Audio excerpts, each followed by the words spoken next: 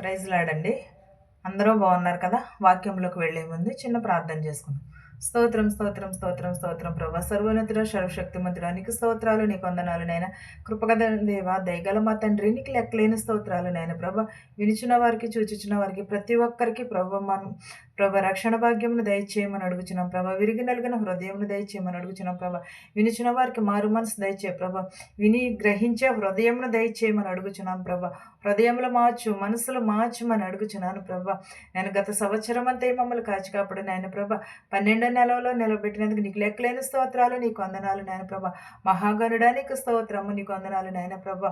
ప్రతి ఒక్కరికి నీ రక్షణ భాగ్యం అందించమని, నా ప్రార్థనను ఆరపించమని యేసునామంలో బ్రతిమాలు వేడుకొనిచున్నాను తండ్రి, ఆమేన్. 1 కొరింథీయులకు రాసిన పత్రిక 13వ అధ్యాయము 4వ వచనం నుంచి ఇలాగ వ్రాయబడి ఉన్నది. ప్రేమ దీర్ఘకాలము సహించును, దయ చూపును. ప్రేమ మత్సరపడదు, ప్రేమ డంబముగా ప్రవర్తించదు, అది ఉప్పొంగదు. ఏంటదండి ప్రేమ ఏం చేసును? అది ప్రేమ దీర్ఘకాలము ఉండును, అది మత్సరపడదు, దానికి డంబము లేదు.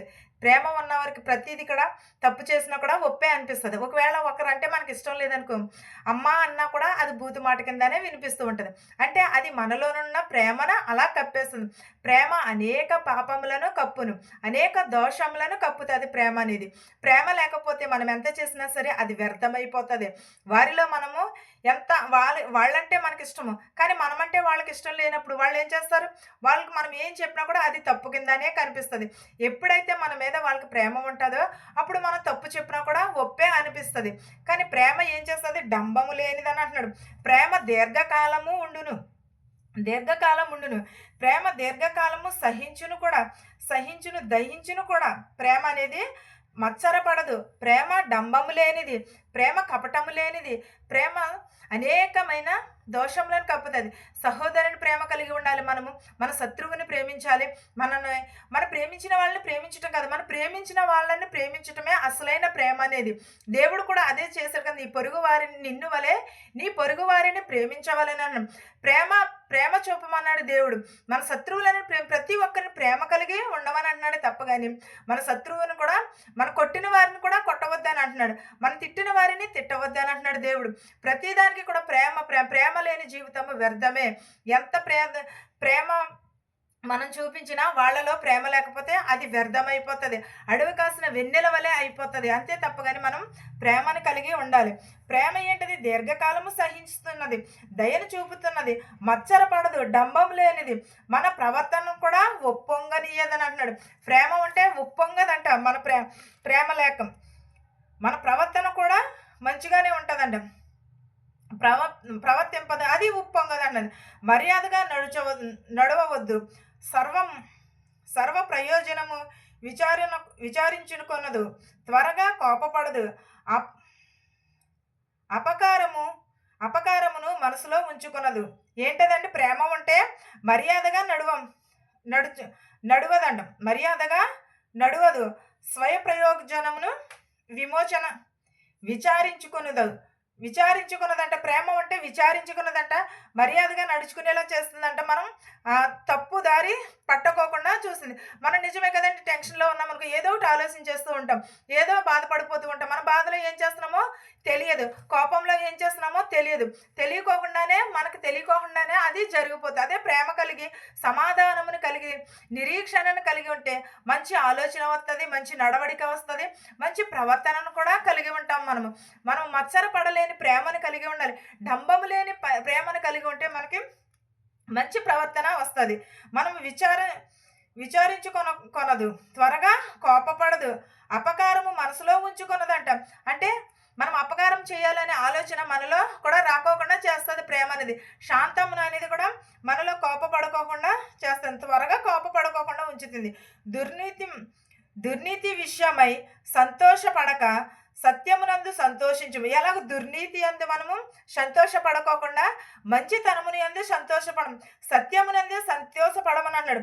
అన్నిటికీ తాళుకొనును, అన్నిటినీ నమ్మును, అన్నిటినీ నిరీక్షించును, అన్నిటినీ ఓర్పును. ప్రేమ శాశ్వత కాలము ఉండును. ప్రవచనములైనను నిర్ధారకమగును. భాషలైనను నిలిచిపోవును. జ్ఞానమైనను నిర్ధారకము అగును. అంటే అన్నిటికంటే తాళును, అన్నిటినీ నమ్మును, అన్నిటినీ నిరీక్షించును, ఓర్పును కలుగును. ప్రేమ శాశ్వత కాలముండును, నిర్ధారకమగును, నిలిచి ఉండును, జ్ఞానమైన నిర్ధారకమును ఉండును. అంటే ప్రేమ అన్నిటిని కూడా జయిస్తుంది. ప్రేమ అనేకమైన వాటిని ఈ రోజుల్లో మనం ఎలాగున్నామంటే కూడా అది దేవుడిచ్చిన ప్రేమ. దేవుడు మనలను ప్రేమించాడు, మనం కూడా దేవునిని ప్రేమించాలి. లోకమును ప్రేమించడం కాదు, ఇక ఈ లోకపు వైపు చూడటం కాదు, దేవుని వైపు చూడాలి. దేవుడు లోకమును ఎంతో ప్రేమించాను, ఆయన అద్వితీయ కుమారునికి ఈ లోకంలోనికి పంపి ఉన్నాడు. మనం కూడా సహోదరుని ప్రేమ కలిగి ఉండాలి.